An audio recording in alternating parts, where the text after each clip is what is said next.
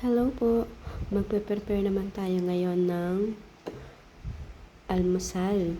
Ito po sa mga nagja-dieta dyan, ito ang isa sa maganda na almusal. Pero busog ka, pero hindi ka masyadong tataba. Ito, vitamins and minerals. Kasama itong pure milk. Okay, check natin yung loob. Yan, dalawang klase po ang kulay. Isang puti at isang chocolate. Talagyan na natin siya ng gatas. Ako, pag naglagay ako ng gatas, ito hindi masyadong marami.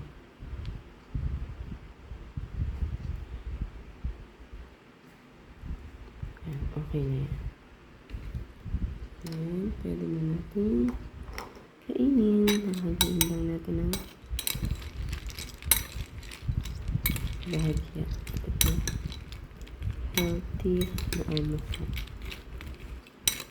Cereal. Tikman na natin.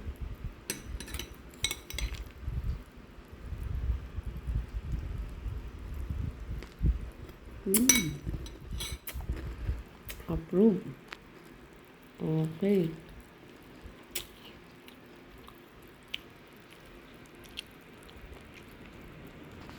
Bye-bye. Try nyo rin po. Masarap.